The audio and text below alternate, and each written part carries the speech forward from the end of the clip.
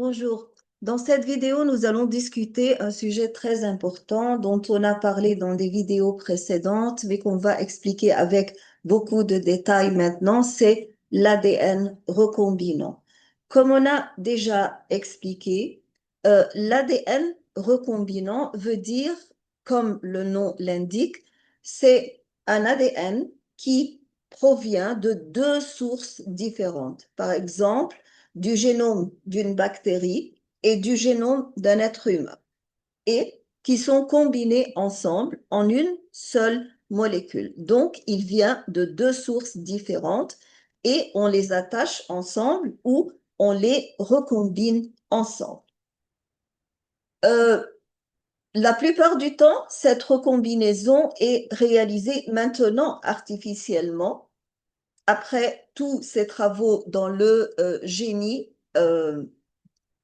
génétique, mais il y a aussi des conditions où cette recombinaison de l'ADN est formée naturellement. Et on va commencer par ces exemples très intéressants de l'ADN recombinant naturel, entre guillemets.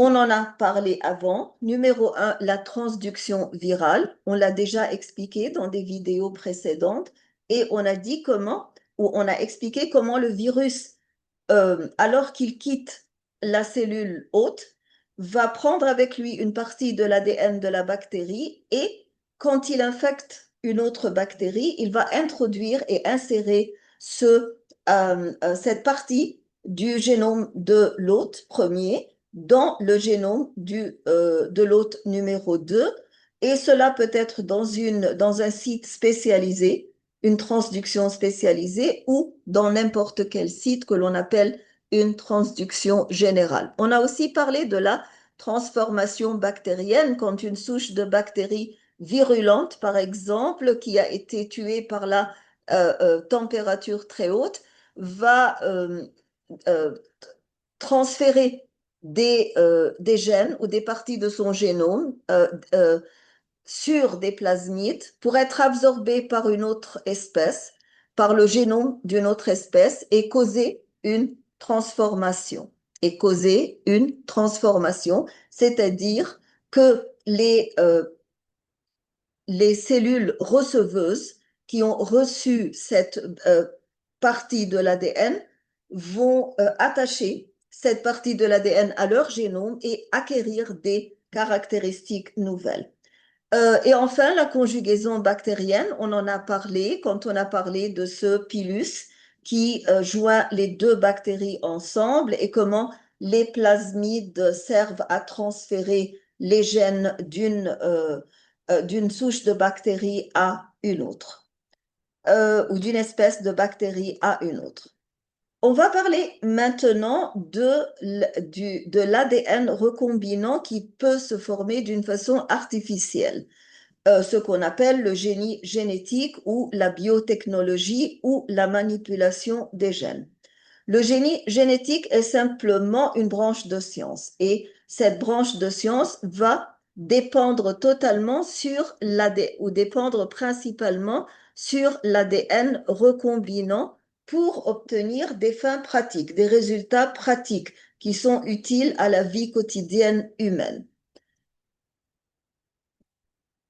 Et on va commencer par le clonage génique. Qu'est-ce que c'est que le clonage génique? Le clonage génique, c'est obtenir plusieurs copies d'un même gène. Obtenir plusieurs copies d'un même gène d'une façon naturellement artificielle dans des laboratoires. Pourquoi est-ce qu'on veut obtenir plusieurs copies d'ADN? Parce que nous avons besoin d'une quantité suffisante d'ADN. C'est comme vous faites une expérience scientifique dans un laboratoire. Quand vous, par exemple, voulez neutraliser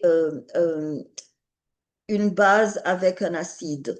Donc, vous devez avoir des quantités suffisantes des deux substances chimiques.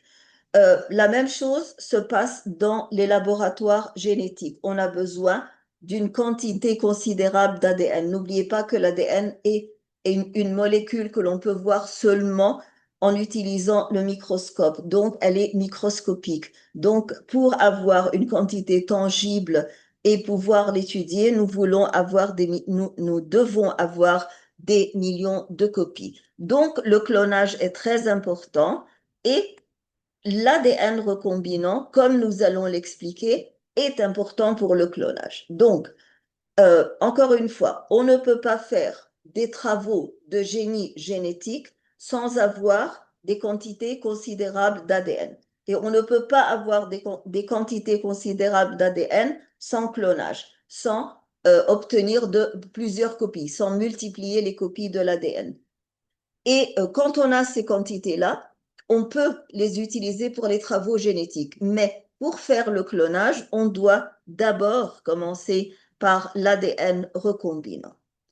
Comment est-ce qu'on peut appliquer cet ADN recombinant dans le clonage? C'est-à-dire qu'on va commencer par les fins pratiques, comme on a déjà expliqué. On va commencer tout d'abord par comment utiliser ces copies d'ADN.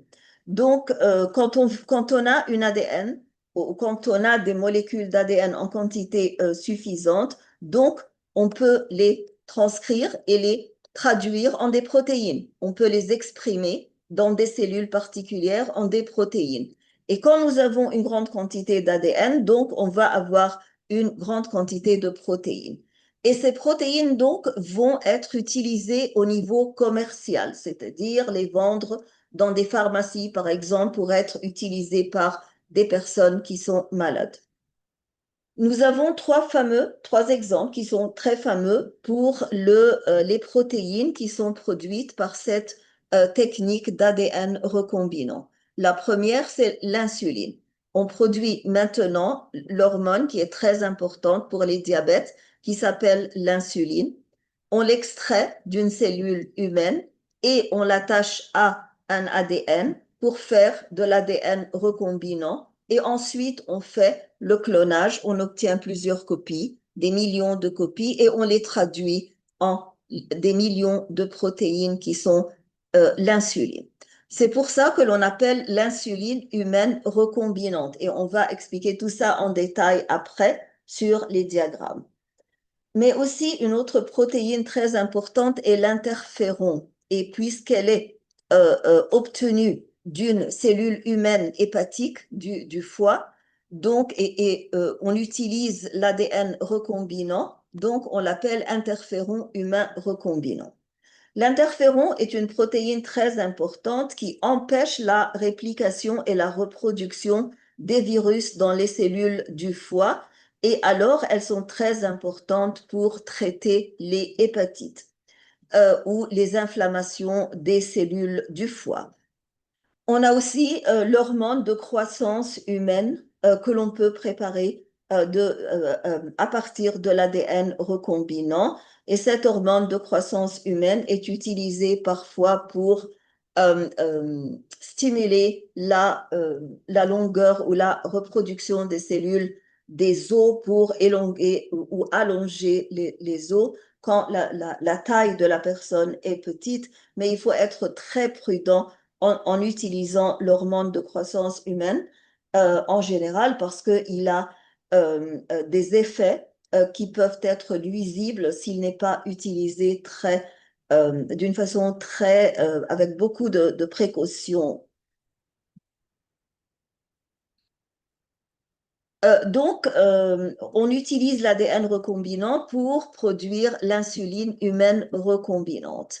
Et elle est utilisée au niveau commercial, c'est vendu dans les pharmacies pour le traitement du diabète, comme on vient de le dire. Mais aussi, ces gènes que l'on obtient, dont on fait le clonage et dont on obtient des quantités considérables, sont utilisés dans ce qu'on appelle en anglais gene therapy et ce qu'on appelle en français la thérapie génique. La thérapie génique, c'est-à-dire que nous avons un gène défectueux dans le génome d'un certain individu et ce gène défectueux, naturellement, il est défectueux parce que ou bien il est non fonctionnel, il ne travaille pas, il n'est pas exprimé en protéines, il n'est pas traduit en protéines, ou bien défectueux dans le sens qu'il produit une protéine anormale.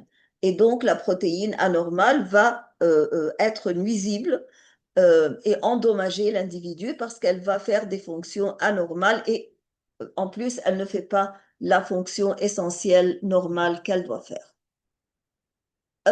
Un exemple très fameux, alors que la maladie elle-même n'est pas répandue parce qu'elle est une maladie génétique rare, mais l'exemple que l'on explique tout le temps euh, du traitement génétique en utilisant le clonage, c'est la maladie que l'on appelle le déficit immunitaire combiné sévère, c'est-à-dire que vous avez une immunodéficience très sévère où le système immunitaire est complètement euh, incapable de vous protéger et elle est héréditaire parce qu'elle est transmise des parents aux enfants et elle est primaire, c'est-à-dire qu'il n'y a pas une cause connue déterminée qui cause ce déficit immunitaire. Et elle apparaît très tôt, dès la petite enfance, chez les nourrissons. Alors, quels sont les signes révélateurs de cette immunodéficience chez les enfants? Donc, il y a une répétition de sinusite, d'otite, inflammation dans les oreilles, pneumopathie, c'est-à-dire une inflammation dans les poumons, des infections répétées, bactériennes, virales, et même des mycoses cutanées dans la peau, des diarrhées chroniques que l'on n'arrive pas à traiter. Tout ça, ce sont des infections. Et ce sont des infections répétées et très difficiles à traiter simplement parce que le système immunitaire est très faible. Non pas parce que les organismes qui causent ces maladies sont virulents, mais parce que le système immunitaire est très faible et naturellement, il y aura des épisodes répétés de fièvre inexpliquée, bien sûr, à cause de ces inflammations et de ces infections répétées.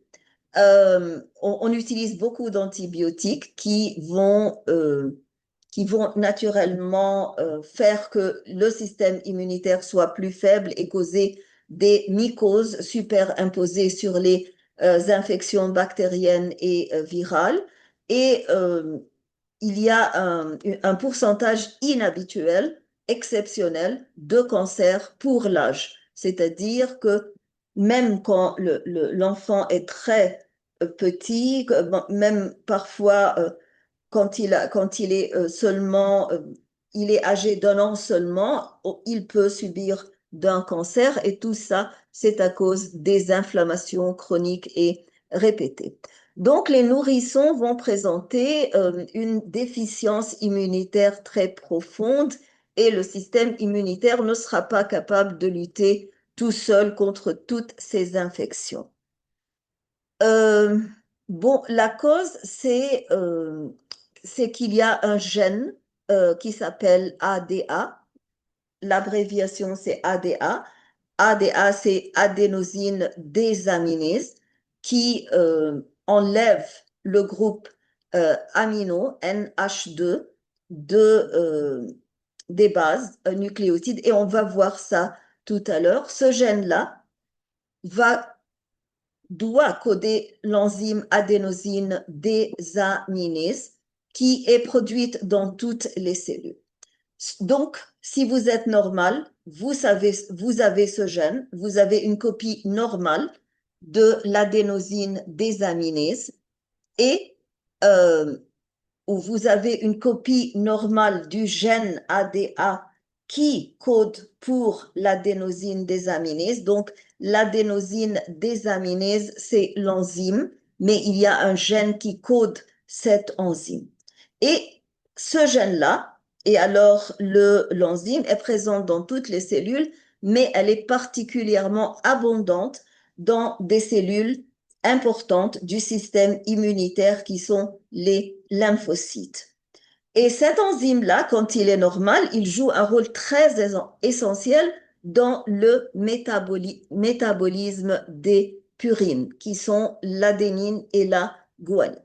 Donc, si vous n'avez pas assez d'adénosine désaminase, ou bien si vous avez une enzyme adénosine désaminase qui n'est pas fonctionnelle, qui ne fonctionne pas correctement, donc cela va bloquer le métabolisme des purines. Les purines sont métabolisées d'une certaine façon dans vos cellules, l'adénine et la guanine.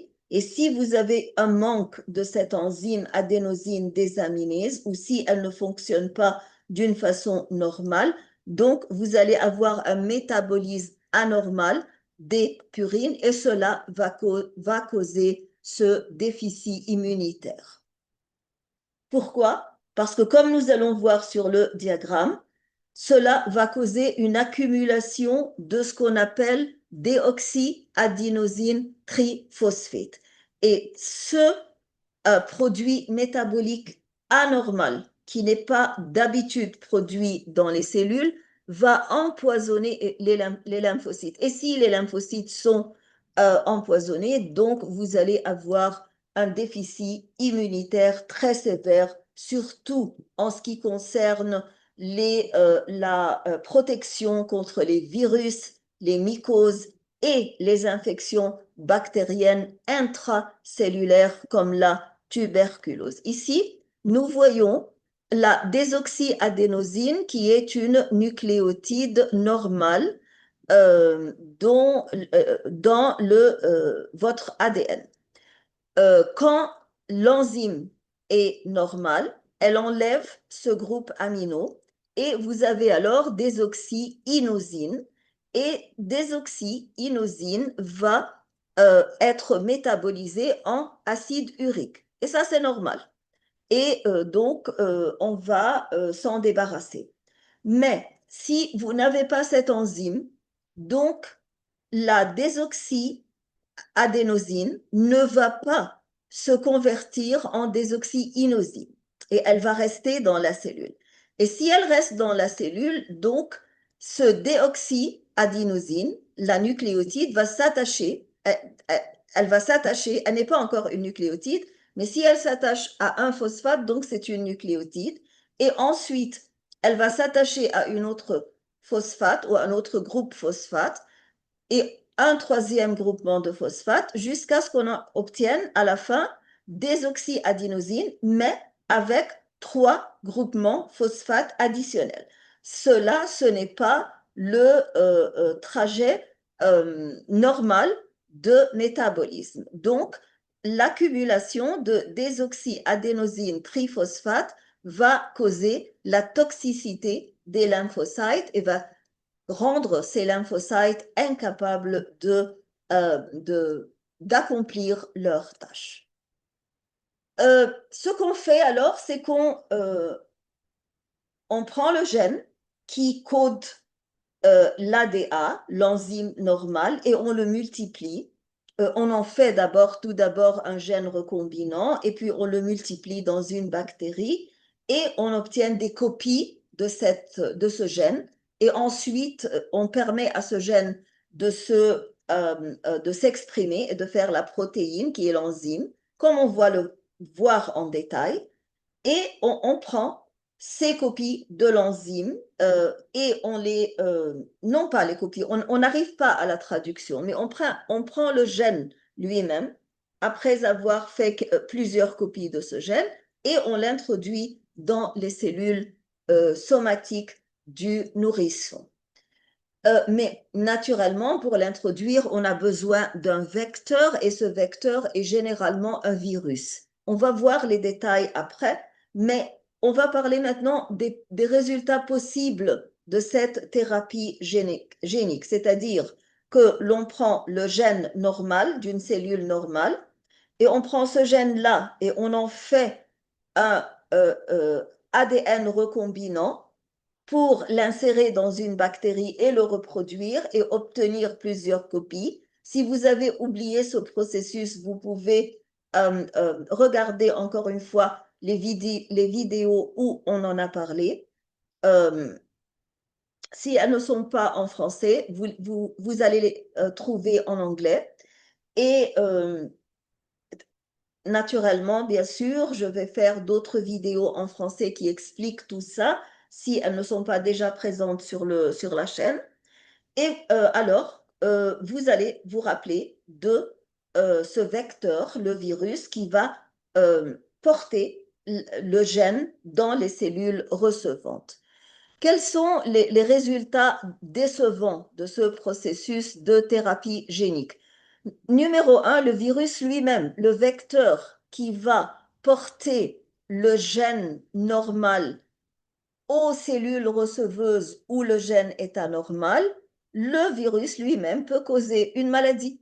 Et le nourrisson ou le petit enfant peut mourir d'une autre maladie, surtout qu'il a un déficit d'immunité.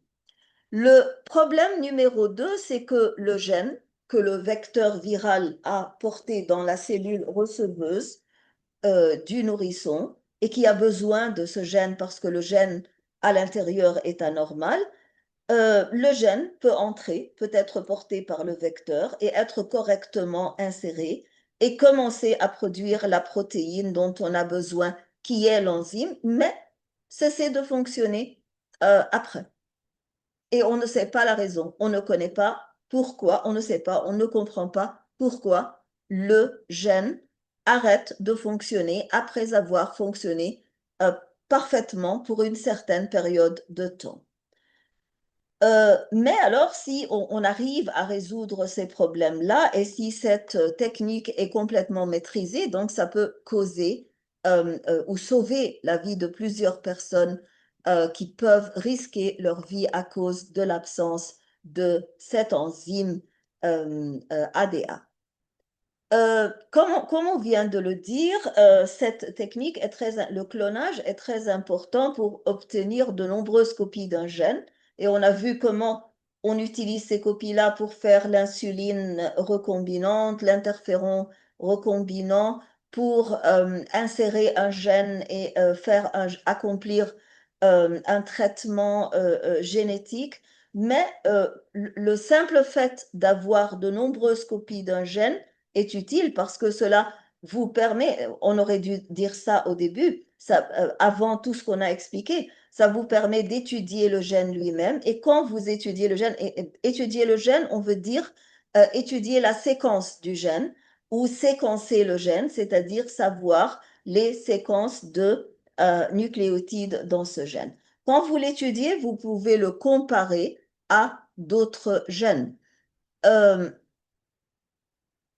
plupart de nos gènes ont une seule copie sur chaque chromosome, chromosome paternel ou chromosome maternel. Donc, on n'a pas naturellement, surtout quand le gène est codant. S'il est non codant, oui, il peut être répétitif, mais les gènes codants sont normalement ou d'habitude pas répétés sur le chromosome, que ce soit le chromosome paternel ou maternelle. Donc, le clonage vous permet de faire des répétitions ou obtenir plusieurs copies du gène et alors avoir assez de matière génétique pour comparer et pour étudier tout d'abord et puis comparer.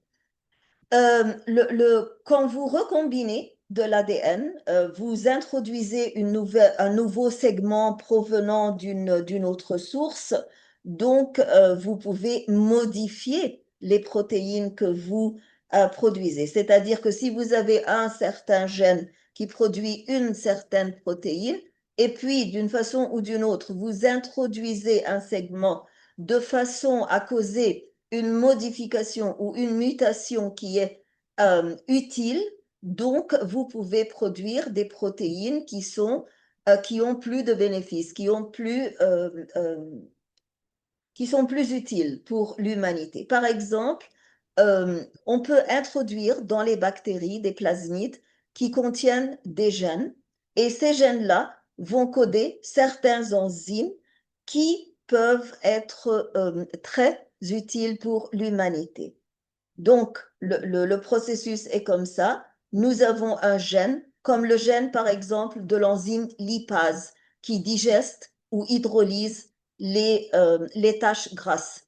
Donc, je prends ce gène, ou les savants prennent ce gène-là, qui doit être exprimé en lipase d'habitude, et il l'attache au plasmide. Quand il l'attache au plasmide, cela devient un gène recombinant. Ils l'introduisent dans les bactéries vont le reproduire et vont l'exprimer et vont produire l'enzyme. Donc les bactéries seront comme des machines qui produisent l'enzyme, que ce soit la lipase qui a été utilisée d'une façon très efficace pour digester les marées noires ou les taches grasses lors des guerres qui ont eu lieu au Golfe et il y a eu une pollution des marées noires et une pollution du Golfe et avec ces taches grasses de pétrole.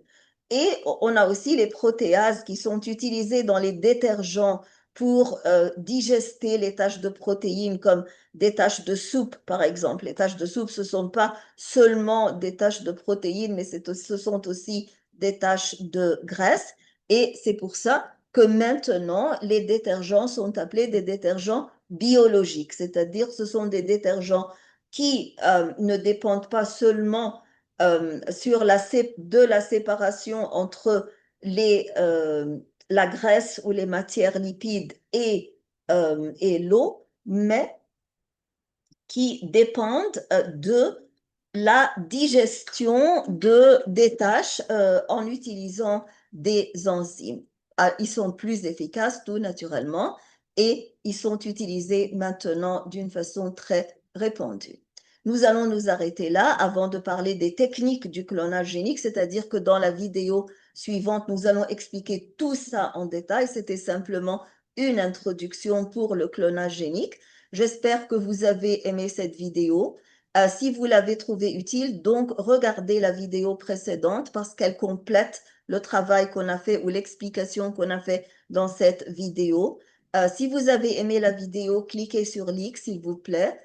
Partagez-la avec vos camarades. Écrivez vos commentaires qui sont très utiles et abonnez-vous à la chaîne si vous ne vous êtes pas encore abonné. Merci et à bientôt.